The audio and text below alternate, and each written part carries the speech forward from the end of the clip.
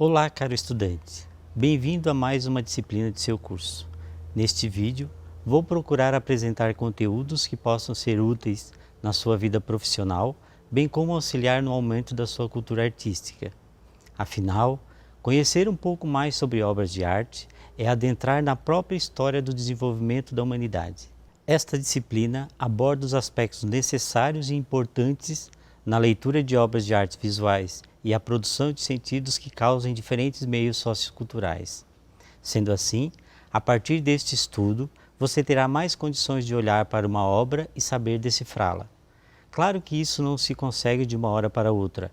É fundamental o aprofundamento nos estudos e a frequentação em lugares que abrigam obras de arte. Você alguma vez já foi a um museu e ficou apenas a sensação visual, julgando de acordo com seus padrões de gosto, sem saber detalhes da obra e sem ter alguns conhecimentos mínimos para apreciá-la? Alguma vez já encontrou alguém que começa a falar de determinada pintura famosa com grande empolgação, descrevendo contextos, técnicas e pormenores dela, fazendo com que você se sentisse meio incomodado por não poder dialogar por falta de conhecimentos acerca deste assunto? Pois bem, este é o momento para você começar a trilhar o caminho que o levará a entender melhor o mundo das obras de arte. É importante ressaltar que esse conhecimento dependerá muito mais de você do que do material da disciplina. Neste módulo, você terá algumas teorias, exemplos, dicas e pistas, mas o caminho se abre em forma de leque, tamanha variedade e complexidade das obras existentes no mundo. Afinal, cada obra remete a um aglomerado de informações e por isso entender cada uma exige grande empenho do espectador. Uma dica importante é você conhecer algumas obras importantes e saber alguns detalhes das mesmas.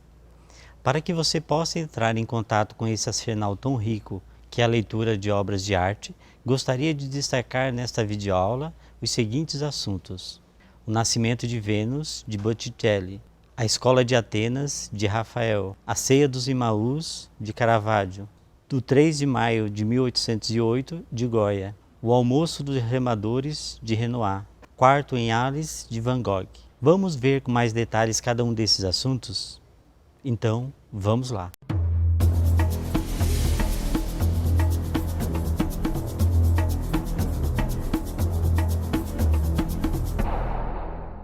Uma das obras mais importantes da história da pintura é O Nascimento de Vênus, do artista italiano Sandro Botticelli.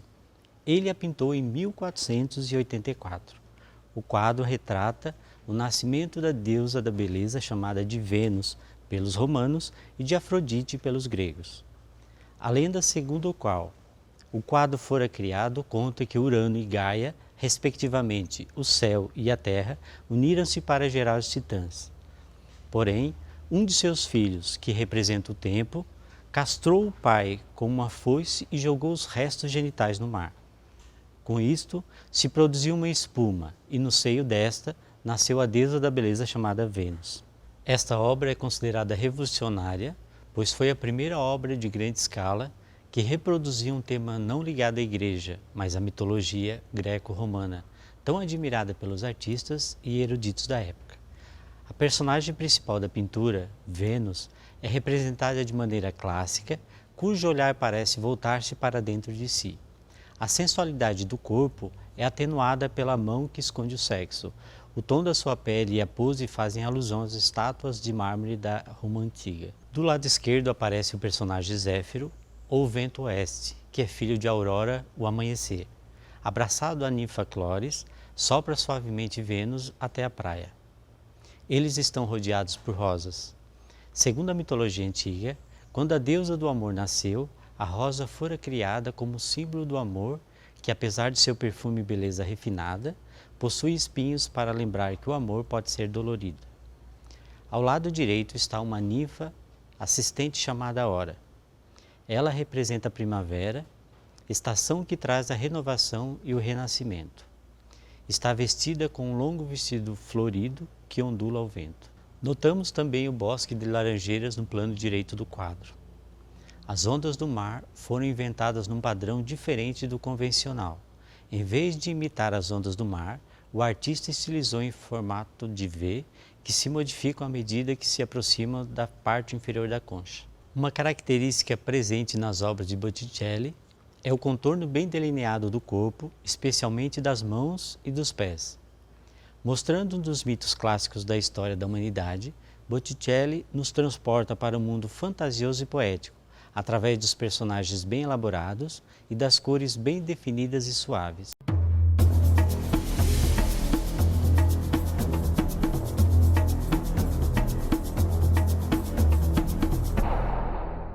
Um dos períodos em que despontaram grandes nomes da arte mundial foi o Renascimento. Foi nesta época que viveram Leonardo da Vinci, Michelangelo e Rafael. O pintor italiano Rafael, por exemplo, aos 21 anos de idade, já era considerado um dos maiores artistas de seu tempo.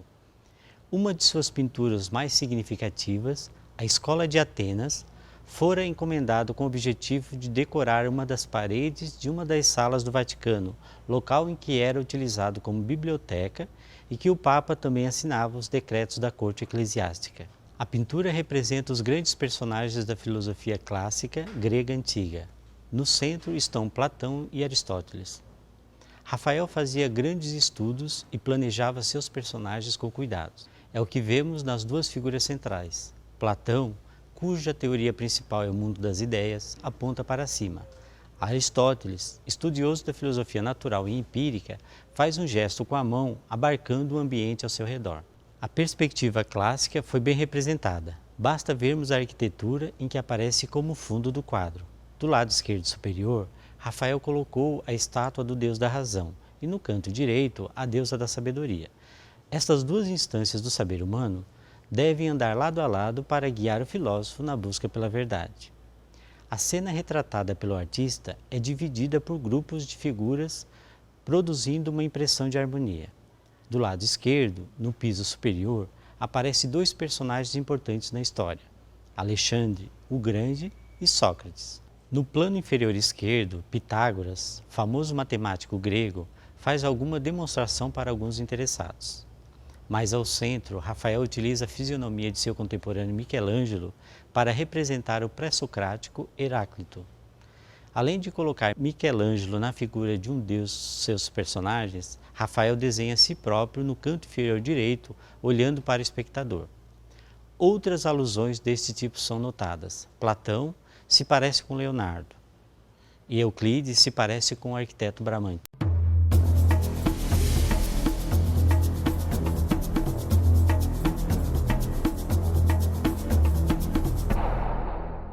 Caravaggio nasceu na Itália e foi um dos mestres do realismo e do simbolismo. Ele criava cenas destacando áreas de luminosidade e de sombras profundas e escuras, num arranjo que somente um grande pintor pode fazê-lo. A sua obra, A Ceia dos Emaús, conta a história dramática da aparição de Cristo na Vila dos Pescadores. Após ser crucificado, o Filho de Deus se juntou a um grupo de pessoas que caminhavam pelo povoado dos Emaús. Chegando numa estalagem na vila, antes de comerem, o estranho abençoou o pão. Com este gesto, os discípulos o reconheceram como Cristo. Na mesa estão o pão e o vinho, que representam o corpo e o sangue de Cristo. É por meio deste ritual sagrado que os fiéis se unem a Cristo. Caravaggio, sendo um hábil pintor de naturezas mortas, pinta uma cesta de frutas. Note que este Cristo é diferente do convencional.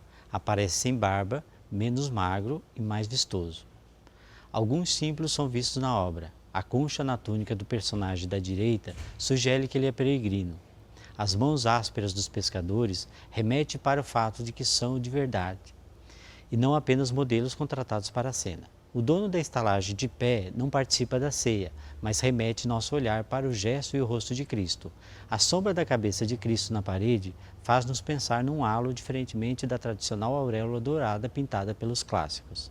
Mesmo não sendo muito aceito pelos seus contemporâneos, Caravaggio foi um dos pioneiros do barroco, estilo dominante do século XVII.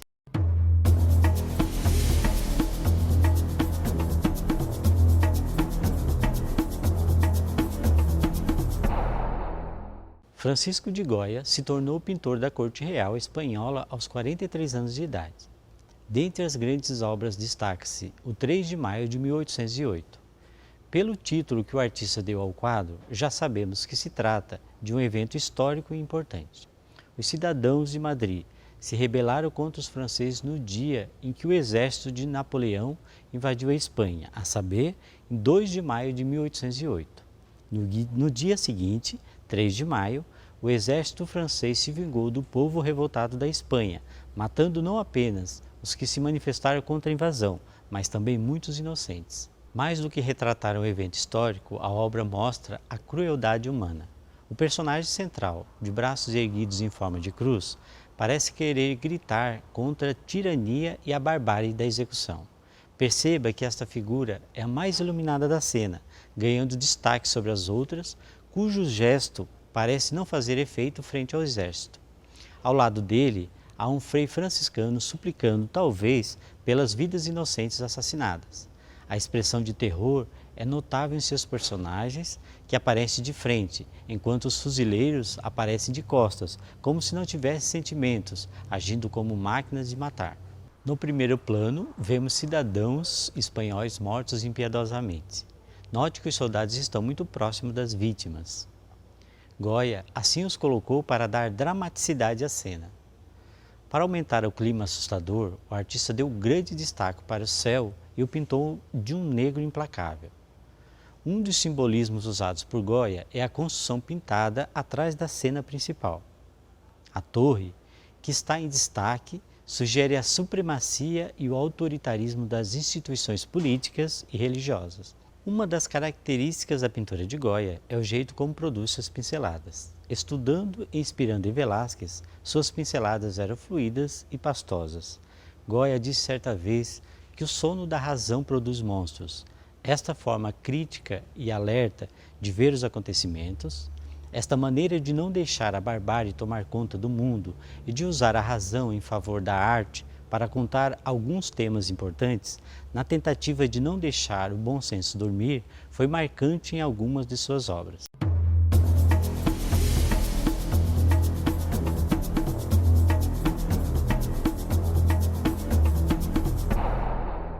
Os quadros de Renoir celebram a alegria. Isto está impresso nas cores, nos traços e, sobretudo, nos temas que escolhe para pintar. Dentre os impressionistas, ele foi um dos maiores. Já aos 13 anos, ele pintava porcelanas numa fábrica em Paris. Aos 19, começou a carreira de pintor. Uma de suas grandes obras é o Almoço dos Remadores. O quadro retrata uma turma de amigos à beira do rio Sena, em Paris. Renoir reúne seus amigos para dispor a cena. O artista não se preocupa em criar uma história linear na obra, tampouco usa simbolismos ou artifícios como faziam os clássicos. O restaurante onde acontece o almoço é chamado de Fornaise e fica próximo a um balneário a oeste de Paris, no rio Sena. A pintura revela que o artista queria celebrar o prazer e o amor numa versão impressionista. As pinceladas ligeiras, a ausência de contornos e a luz natural que emerge da natureza, no momento da cena, são algumas características desse movimento e que vemos no quadro.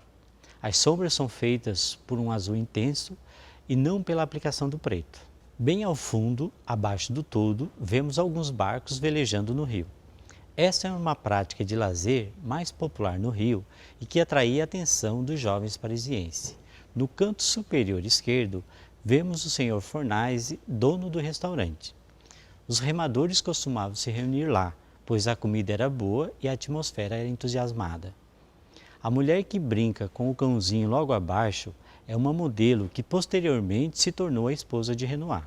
O trio que aparece no primeiro plano, composto por 2 homens e uma mulher, são o pintor e mecenas Gustave Caillebotte, que veste um chapéu de palha, uma mulher que costumava posar para Renoir, e o jornalista Madiolo. Vemos também, com bastante destaque, os restos de comidas, bebidas e frutas em cima da mesa.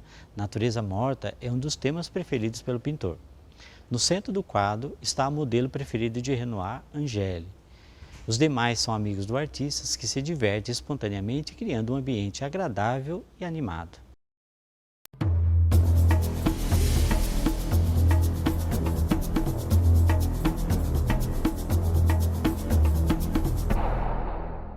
Uma das figuras mais instigantes e complexas da história da pintura é Van Gogh. Sua vida foi marcada por acontecimentos fortes. Não conseguia vender as obras que criava, decepou uma orelha, viveu tempos no hospital psiquiátrico e cometeu suicídio. Contudo, suas obras hoje estão entre as mais disputadas nos grandes leilões de arte. Van Gogh pintava cenas do cotidiano, trabalhadores, campos de trigo, vaso com girassóis e seu próprio quarto. Estes são alguns desses exemplos. Ele pintou 3 versões do quarto em Arles. A de 1889, terceira versão, que pintou para sua mãe enquanto estava se recuperando de um colapso mental, viria a ser uma de suas últimas obras, pois deu um tiro em si mesmo 10 meses depois. A obra mostra o seu quarto em Arles, no sul da França. Nele, Van Gogh pinta a maioria dos objetos em duplicata. Alguns historiadores comentam que pode ser pelo fato de ele estar sempre à espera do amigo pintor Gauguin. Amizade que teve mais tropeços do que harmonia. Note que o quarto há 2 cadeiras, 2 travesseiros, 2 jarros e os quadros quase sempre em pares também. Seu quarto era feito de madeira natural clara e Van Gogh intensificou as cores, especialmente o amarelo, cor da alegria e da luz do sol. Suas pinceladas são fortes. Usava a tinta diretamente do tubo, pintando de maneira rápida e com tons bastante expressivos. Note para o vermelho vivo da coberta, da parede azul e dos tons amarelos que sobressaem em muitos móveis. Em síntese, ele acreditava que usando cores mais fortes, conseguia exprimir-se melhor.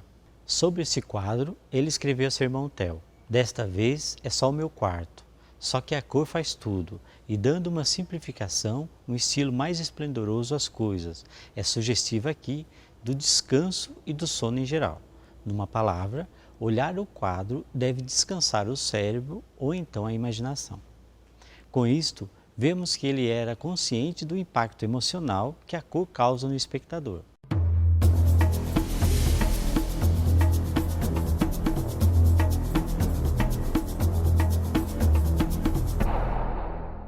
Vamos revisar o que foi apresentado nesse vídeo. Você viu que para apreciar uma obra de arte, você deve conhecer alguns aspectos da técnica que o artista utilizou, bem como detalhes da mesma. Que a obra O Nascimento de Vênus, criado por Botticelli, foi um marco em sua época, pois trouxe inovações, sobretudo porque foi a primeira obra de grande escala, que reproduzia um tema não ligado à igreja, representando a mitologia greco-romana, tão admirada pelos artistas e eruditos da época. Que Rafael foi um dos principais artistas do Renascimento, e sua pintura A Escola de Atenas retratou os grandes personagens da história da filosofia antiga. Que o artista italiano Caravaggio era um mestre no emprego da luz e sombra, tornando um dos pioneiros do barroco. Sua obra A Ceia do Emaús retrata um Cristo fora dos padrões convencionais. Que uma das funções da arte pode ser a de alertar os espectadores para o uso consciente da razão, combatendo toda forma de tirania e crueldade humana. Essa foi uma das intenções de Goya ao pintar o 3 de maio de 1808. Que o impressionista Renoir pintava cenas do cotidiano que retratavam a alegria e a vivacidade. Por fim, que Van Gogh, apesar de ter tido uma vida difícil e complicada, pintou algumas das obras mais conhecidas da humanidade, usando a intensidade da cor como tentativa de exprimir-se melhor.